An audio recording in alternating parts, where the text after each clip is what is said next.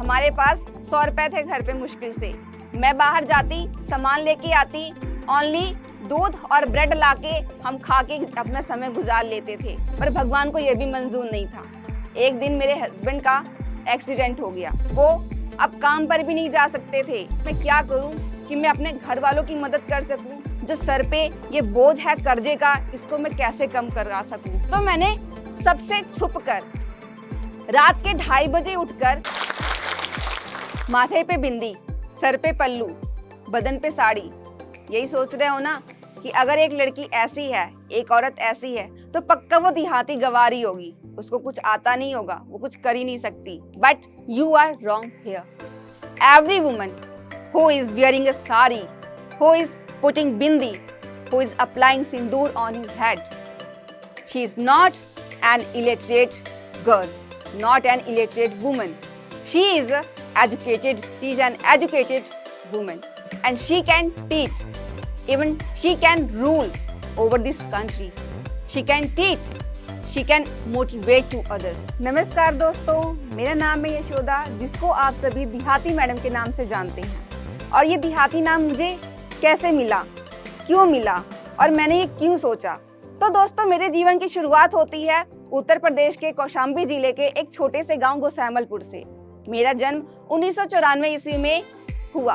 घर बहुत गरीब था, घर के फैमिली वाले भी बहुत गरीब थे, सारे मेंबर्स गरीब थे। पर मेरे माँ बाप सबसे गरीब थे, जिन्हें एक बेटी नहीं चाहिए थी। उन्होंने मुझे मेरे बुआ फूफा को दे दिया, क्योंकि उन्हें बेटी तो कभी चाहिए ही नहीं थी। मेरे बुआ फूफा ने मुझे अपने पास ले गए, अपने बच्चे की तरह पढ़ाया लिखाया, जितना उनसे हो सका उन्होंने किया। पर मेरे अंदर एक चीज बचपन से थी, मुझे हमेशा रात को सपने आते थे कि मैं हवा में उड़ रही हूँ।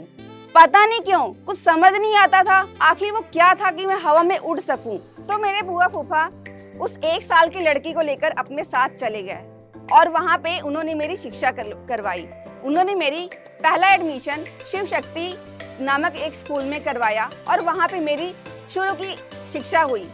पर प्रॉब्लम ये थी कि मेरे फूफा की एज काफ़ी हो गई थी, तो 60 साल उनके काफ़ी समय व्यतीत हो गया था और उन्हें रिटायरमेंट मिल गई। अब उनके पास पैसों की प्रॉब्लम थी, आगे मेरी पढ़ाई कैसे होती? पर फिर भी ना उन्होंने ना मैंने हिम्मत नहीं हारी। हमने गवर्नमेंट स्कूल में अपना दाखिला करवाया और मैंने गवर्नमेंट स्कूल से 11वीं और 12वीं की शिक्षा ली। हिंदी मीडियम स्कूल होने के नाते मैंने पढ़ाई अच्छी की, उतने अच्छे नहीं थे, पर हाँ ये था कि 60-65% मार्क्स तो आ ही जाते थे आसानी से। अब 12वीं क्लास के बाद हमारे पास कोई रास्ता नहीं था कि हम क्या करें, पैसों की तंगी थी। तो मैंने ट्यूशन देना स्टार्ट कर दिया और मैंने फैसला लिया कि अब मैं किसी के ऊपर बोझ नहीं बनना चाहती। उन्होंने मेरे साथ इतना अच्छा सब कुछ किया, मुझे पढ़ाया लिखाया पाला पोसा, पर अब मैं उनके ऊपर बोझ नहीं बनना चाहती हूँ। तो मैंने निश्चय लिया कि अब मैं खुद आगे बढ़ूंगी और खुद कुछ करूंगी। तो मेरे फूफा ने कहा कि कम से कम तुमको ग्रेजुएशन तो करना ही चाहिए। और हमारे समाज में ग्रेजुएशन लड़की को क्यों कराई जाती है? ताकि उसको एक अच्छा लड़का मिल सके। हमारे समाज में, हम जिस समाज से हैं, वहाँ पे लड़कियों को पढ़ाया जाता है सिर्फ नाम के लिए, ओनली डिग्री के लिए, ताकि वो डिग्री ले और उनको एक अच्छा लड़का मिल जाए, एक सरकारी नौकरी वाला लड़का मिल जाए और उनकी आगे की जिंदगी अच्छे से चल सके। तो उन्होंने मेरा एडमिशन कौशाम्बी जिले में, उत्तर प्रदेश में कौशाम्बी जिले में करा दिया। और यूपी का सिस्टम तो आपको पता ही है, पैसे दो डिग्री खरीदो, पैसे दो डिग्री खरीदो। तो मेरे साथ भी यही हुआ। एडमिशन कराया, मुझे भी अच्छा लगा, ना कोई मेहनत, डिग्री फ्री की, करा लिया एडमिशन। हर साल आते इम्तिहान देने और यहीं पे मेरी मुलाकात हुई मेरे हस्बैंड से। 3 साल पूरे हो गए किसी तरह से और ग्रेजुएशन का लास्ट स्टेज आ गया, एग्जाम दे दिए और अब मेरी जिंदगी का एक नया मोड़ शुरू होने वाला था। मेरे घर वालों को हम दोनों के बारे में पता लग गया, तो मैंने अपने घर वालों से बात की कि हाँ, मुझे उस इंसान के साथ जिंदगी बितानी है। भले ही वो गरीब है तो क्या हुआ, भले ही वो पढ़ा लिखा नहीं है तो क्या हुआ, भले ही वो सुंदर नहीं है तो क्या हुआ, मुझे उसका दिल खूबसूरत लगा। तो मैंने उससे शादी करने का निश्चय किया। मैंने सबको बताया पर किसी ने स्वीकार नहीं किया और इसका फायदा मेरे फूफा जी के छोटे भाई ने उठाया। उन्होंने प्रॉपर्टी के लालच में मुझे वहां से धक्के मारकर निकाल दिया कि तू ये लड़की गलत है, तू यहाँ पे रह ही नहीं सकती, तू लड़की के नाम पे कलंक है, लड़की बस यही कर सकती है, बस लोगों को बदनाम कर सकती है, लड़कियां कभी कुछ कर ही नहीं सकती हैं। मुझे ये बात बहुत बुरी लगी और उन्होंने मुझे वहां से उठाकर अब मेरे माँ बाप के यहाँ पटक दिया। अब मेरे पास कोई रास्ता नहीं था। जिन्होंने पैदा किया उन्होंने तो पहले ही छोड़ दिया और जिन्होंने पाला पोसा उन्होंने अब छोड़ दिया। क्या रास्ता था? एक लड़की कभी बदनाम होकर जिंदगी जीना नहीं चाहती, वो हमेशा सम्मान के साथ सीना तान के और सिर सामने रख कर आंखों से आंख मिलाकर सबसे बात करना चाहती है। पर मेरे माँ बाप ना मेरे भाई बहन कोई मेरे से नहीं बात करना चाहता था। तो मैंने फैसला लिया कि इस दुनिया ने मुझे जो बदनाम किया है अब मैं इस बात को सच करके दिखाऊंगी। मेरी माँ ने मुझे पता है क्या कहा था कि तू उस लड़के के साथ जाएगी, उसके साथ जीवन गुजारना चाहती है, तू आगे 10 लड़कों के साथ जाएगी। मेरी माँ ने माँ होते हुए ऐसा शब्द एक लड़की को कहा। बचपन से ही एक लड़की को ऐसा धुतकारा गया कि वो लड़की एकदम हार गई, उसकी आगे कोई ऑप्शन ही नहीं था कि वो क्या करे। तब मैंने ये डिसीजन लिया कि हाँ, अब मैं अपनी जिंदगी के फैसले मैं खुद से करूंगी, मैं किसी के फैसले पर अब नहीं चलूंगी। तब मैंने अपनी जिंदगी का सबसे पहला फैसला लिया और मैंने अपने हस्बैंड के साथ जिंदगी बिताने का निश्चय किया और हम दोनों रहने लग गए। पर हमें किसने स्वीकार नहीं किया, ना मेरे हस्बैंड के माँ बाप ने और ना ही मेरे माँ बाप ने। वो तो मुझे पहले से ही मरा हुआ समझते थे। हम दोनों अलग रहने लगे, जिंदगी बिताने लगे। 2 साल जिंदगी किसी तरह से बीतती। मेरे हस्बैंड ज्यादा पढ़े लिखे नहीं हैं, वो ओनली 8वीं पास हैं, तो वो बस दिहाड़ी करते थे और 300 रुपया लाते और किसी तरह से हमारा खर्चा चलता। बहुत बुरा समय देखा। मेरे हस्बैंड को बड़ी बड़ी माताजी निकल गई, वो अब काम पर भी नहीं जा सकते थे। हमारे पास 100 रुपए थे घर पे मुश्किल से। मैं बाहर जाती, सामान लेके आती, ओनली दूध और ब्रेड लाके हम खा के अपना समय गुजार लेते थे। सब कुछ सही था, पर भगवान को यह भी मंजूर नहीं था। एक दिन मेरे हस्बैंड का एक्सीडेंट हो गया। वो समय था 2019 28 दिसंबर का और उस एक्सीडेंट में उनका पैर पूरा फ्रैक्चर हो गया। उनका पैर ट्रैक्टर के नीचे आने के कारण पूरा फ्रैक्चर हो गया और बहुत बुरे हालात हो गए। मैं बता ही नहीं सकती मैं क्या करूँ, कुछ समझ नहीं आ रहा था। समय कटा, कुछ ने हेल्प की, कुछ ने हेल्प नहीं की, पर ये पता चला उस समय में कि पैसे की वैल्यू क्या है। पैसा है तो आपके दोस्त हैं, पैसा है तो दुनिया है, पैसा नहीं है तो कुछ भी नहीं है। आपके दोस्त जो दिन भर आपके पीछे आगे पीछे घूमते हैं ना, वो भी नहीं होते जब आपके पास पैसा नहीं होता। सेम चीज हुई मेरे हस्बैंड के साथ। कोई भी नहीं पूछता था, इवन कि जब सामने से गुजरते थे गली से तो मुंह तिरछा कर लेते थे, कहीं ये भाई 10 रुपया ना हमसे मांग ले। हमने कहा चलो भाई, हम इतने गए गुजरे नहीं है कि हम आपसे पैसे मांगे। भगवान ने हमारे ऊपर ये हालात डाले हैं तो काटना भी हमें है। पर मेरा वो सपना जो था ना उड़ने वाला, उसने मेरा कभी पीछा नहीं छोड़ा। मैंने उनको हिम्मत बंधाई कि तुम चिंता मत करो, अगर हम गलत नहीं है तो भगवान हमारे साथ गलत नहीं होने देगा। उसके बाद हमारे पास एक मौका आया एक मोबाइल खरीदने का, फर्स्ट टाइम टच मोबाइल खरीदने का। जिंदगी का लगता है जैसे सपना ही पूरा हुआ। नवंबर 2021 में दिवाली के दिन हमने पहला अपना मोबाइल खरीदा, जिससे मैं वीडियोस बनाती हूँ और सब कुछ उसी से ही करती हूँ। मेरे हस्बैंड को तो कुछ पता ही नहीं है इसको क्या किया जाता है, कैसे नहीं किया जाता। मोबाइल आते ही मेरे हाथ में मेरी जिंदगी में बदलाव आने शुरू हो गए। मुझे मोटिवेशन मिलना आरंभ हो गया। मैंने बहुत सारी वीडियोस देखी, मोटिवेशनल वीडियो। बचपन से ही मुझे कुछ गुजरने की जो इच्छा थी, उसने मुझे उन वीडियोस को देखने के लिए प्रोत्साहित किया। मैंने वो वीडियोस देखी और देखकर मुझे एक दिन संदीप महेश्वरी सर की वीडियो से एक दिन रास्ता मिला कि एक औरत घर बैठे कैसे पैसे कमा सकती है। YouTube, digital marketing, freelancing. But मुझे तो कंप्यूटर आता ही नहीं था और मुझे टेक्नोलॉजी की नॉलेज भी नहीं थी। बट मैंने ये भी फैसला लिया कि मुझे यहाँ से पीछे भी नहीं हटना है। मैंने विश्वास किया अपनी मेहनत पर, अपनी हिम्मत पर और मैं सीखती चली गई। यूट्यूब क्या होता है, चैनल कैसे बनाते हैं, टाइटल, टैग, डिस्क्रिप्शन, एडिट, सब कुछ मैंने सीखा। अब आता है समय नवंबर के महीने का, नेक्स्ट ईयर।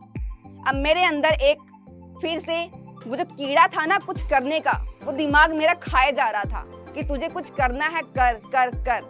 पर क्या कुछ समझ नहीं आ रहा था। मैंने फिर से अपनी जर्नी स्टार्ट की और मैंने फिर से खोजना स्टार्ट किया कि मैं क्या करूं कि मैं अपने घर वालों की मदद कर सकूं, जो सर पे ये बोझ है कर्जे का, इसको मैं कैसे कम करा सकूं, कैसे अपने हस्बैंड की फाइनेंशियली हेल्प कर सकूं और कैसे लोगों को मोटिवेट कर सकूं, अपने गांव की औरतों को, अपने गांव की बेटियों को, अपने गांव के लोगों को जिनको एजुकेशन की कोई वैल्यू ही नहीं है। और फिर मुझे इंग्लिश चैनल खोलने का एक तरीका मिला और एक पढ़ाने का तरीका मिला और सीखने का तरीका मिला, क्योंकि आपको सिखाने से पहले आपको आना चाहिए, तभी दुनिया आपको देखेगी, अदरवाइज आपको कोई नहीं देखेगा। तो मैंने काम करना शुरू किया अपनी स्किल पर। मैंने इंग्लिश सीखना स्टार्ट किया, पर कैसे? लोग कहते हैं कि इंग्लिश सीखने के लिए ग्रामर आनी चाहिए, कि रीडिंग आनी चाहिए, कि राइटिंग आनी चाहिए, बट मैं कहूँगी मैंने जो सीखा वो बस अपने से सीखा और मैंने स्टार्टिंग में ओनली लिसनिंग और स्पीकिंग पे फोकस किया, क्योंकि ग्रामर तो हमें बचपन में पढ़ाई गई थी।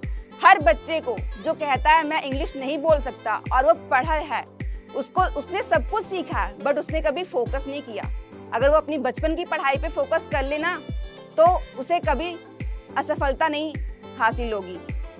तो बस यही था कि ग्रामर तो मुझे आती थी, बस उसका प्रैक्टिस करनी थी स्पीकिंग करने की।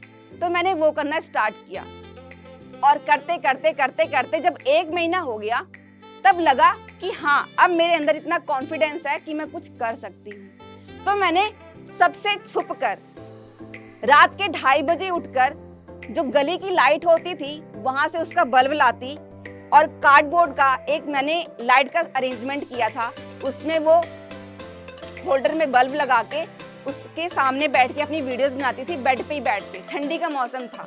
मेरे हस्बैंड कहते पागल हो गई है क्या कर रही है, चल चुपचाप सो जा, पता नहीं दिमाग खाती रहती है। पर मैं उनकी नहीं सुनती, मैं अपनी वीडियोस बनाती रहती, क्योंकि करना तो मुझे था, उन्हें क्या है। और ऐसा करते करते मैंने हिम्मत जुटाई और 26 दिसंबर 2022 को अपने चैनल पर अपनी पहली वीडियो डाली। वो वीडियो कोई खास काम नहीं की, क्योंकि मैंने उसमें डेली यूज सेंटेंसेस ही बताए थे। डेली यूज सेंटेंस नॉर्मली जैसे हम कहते हैं, यहाँ आओ, कम हियर, वहाँ जाओ, गो देयर, खाना खाओ, हैव फूड, इस तरह की वीडियोस डालनी स्टार्ट की। और वो कैब की किचन वोकैबुलरी और home related vocabs, vegetables vocabs की वीडियोस डालनी स्टार्ट की, बट कोई रिस्पॉन्स नहीं मिला। After 4 or 5 videos then I decided कि अब मुझे कुछ अलग करना है, क्योंकि इस सब से कुछ होने वाला नहीं था। तब मैंने अपनी स्पीकिंग पे फोकस करना स्टार्ट कर दिया और मैंने स्पीकिंग की वीडियोस डालनी स्टार्ट कर दी। मैंने अलीना रईस मैम को देखा, मैंने कंचन मैम को देखा, कई सारी वीडियोस देखी, उनसे सीखा और मैं उन्हीं को ही प्रैक्टिस करती, क्योंकि मेरे लिए सिखाने से ज़्यादा सीखना ज़्यादा इम्पोर्टेंट था। क्योंकि मेरे पास कोई पार्टनर ना होने की वजह से मुझे ये करना था, क्योंकि मेरे हस्बैंड तो पढ़े है ही नहीं है, ना फैमिली में ना ही गाँव में कोई ऐसा था जो मेरी हेल्प कर सके। तो मैंने यूट्यूब को एक माध्यम बनाया कि वो मुझे सिखा सके, क्योंकि मैं स्पीकिंग के दौरान जो गलतियां करती हूँ ना, वो आप लोग मुझे बताते हो कि मैंने क्या गलती की है और मुझे यहाँ सुधारना है। तो इससे मुझे काफ़ी मदद मिली। और गलतियाँ तो हर कोई करता है और हर इंसान अपनी गलतियों से ही सीखता है। तो मैंने बस एक काम किया कि मैं अपनी गलतियों से भागी नहीं, मैंने अपनी गलतियों को स्वीकार किया और उनसे सीखना हमेशा चालू ही रखा। और बस ये इसी मेहनत के जरिए आज हम इस स्टेज पर पहुंचे हैं। और आपको पता है जो मेरी पहली वीडियो वायरल हुई थी वो कैसे वायरल हुई थी? वो हमारी वीडियो वायरल हुई थी हमारे आलू के खेतों की वजह से। हम लोग गए खेतों में आलू निकालने और वहां पे क्या हुआ, सब कहते पहले आलू निकालो, मैंने कहा नहीं, मेरे लिए मेरा काम मेरा भगवान है और मैं उस भगवान को कभी ठुकरा नहीं सकती। मैं गई खेतों पे, वहीं पे मैंने हमारा लकड़ियों का एक घर बनाया है, वहीं पे मैंने वीडियो बनाई और वीडियो बना के मैंने डाल दी, how to overcome the fear of speaking in English. और मेरी वीडियोस वायरल होने लगी और मुझे तो पता ही नहीं था, हम तो आलू के खेतों में ही व्यस्त थे। आफ्टर 10 डेज मुझे पता लगा कि मेरी ये वीडियो वायरल हो रही है और तब मुझे एक नया नाम मिलना स्टार्ट हुआ। लोग मुझे देहाती मैडम के नाम से जाने लग गए और इस मुकाम के जरिए आज मैं यहाँ पे पहुँच आई हूँ। आप लोगों के प्यार, आप लोगों के सपोर्ट की वजह से मैं आज इस मुकाम पे हूँ कि मैं लोगों को मोटिवेट कर सकती हूँ, खास करके उन औरतों को, उन महिलाओं को जो कि डरती हैं, अपनी इच्छाओं को अपने अंदर बंद करके रखती हैं, वो घुटती रहती हैं अंदर, उन्हें करना बहुत कुछ है पर वो कर नहीं पाती क्योंकि उन्हें मौका ही नहीं दिया जाता है। उन्हें कहा जाता है औरत हो, औरत की तरह रहो, आगे क्या करोगी। पर मैंने इस सब को नहीं देखा ना सुना। खास करके मुझे करना है अपने गांव के लोगों के लिए। लोग मुझसे पूछते हैं कि आप ऐसा क्यों कर रही हो। मुझे ये करना है अपने गांव के लिए, अपने गांव समाज की औरतों के लिए, क्योंकि आज भी दोस्तों आप लोग मुझे जानते हो। इस प्लेटफॉर्म के माध्यम से मेरी ये वीडियो बहुत लोगों तक पहुंचने वाली है। आप सभी लोग मुझे जानोगे, बट आपको एक सीक्रेट की बात बताऊं, मेरे गांव में एक बंदा, एक छोटा बच्चा भी मुझे नहीं जानता कि हाँ मैं देहाती मैडम हूँ, मैं इंग्लिश सिखाती हूँ। वो तो सोचते हैं कि ये देहाती बोलती है तो ये देहाती ही है और क्या कर सकती है, पर मैं देहाती नहीं हूँ, मैं बल्कि देहाती मैडम हूँ। और देहाती मैडम होने के नाते मैं इस दुनिया को बदलने का जज्बा रखती हूँ। और मैं इस मंच के द्वारा मैं आपको बस यही कहना चाहती हूँ कि एक औरत अगर चाह लेना तो वो कुछ भी कर सकती है। और जब पता है मैंने अपने पहली कमाई जब अपने सास ससुर के हाथ में रखी ना, तो खुशी के मारे उनकी आंखों से आंसू छलक उठे। और उस दिन मुझे एहसास हुआ कि पैसे की पावर क्या होती है और एक लड़की चाहे तो वो क्या कर सकती है। वो अपने परिवार को वो खुशियां दे सकती है जो उसने कभी सोचा भी नहीं। दोस्तों एक समय था कि जब मेरे हस्बैंड 300 रुपए कमाते थे और हमारा खर्चा मुश्किल से चल पाता था, क्योंकि हमारी फैमिली में 7-8 लोग थे। पर आज अगर मैं वो कदम ना उठाती तो आज मैंने जितने पैसे कमाती हूँ ना, मैं कभी सोच भी नहीं सकती थी। हमारे गांव में कोई जो सरकारी नौकरी करने वाला है वो भी नहीं इतना कमा पाता है। 70-80 हज़ार मंथली कमा लेती हूँ।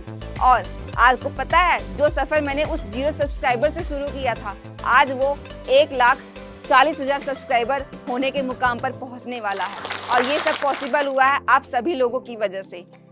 और इस प्यार और सपोर्ट के लिए मैं आप सभी का धन्यवाद करना चाहती हूँ। अपना प्यार ऐसे ही मेरे ऊपर बरसाए रखना और अपने जीवन में हमेशा मेहनत करते रहना। धन्यवाद।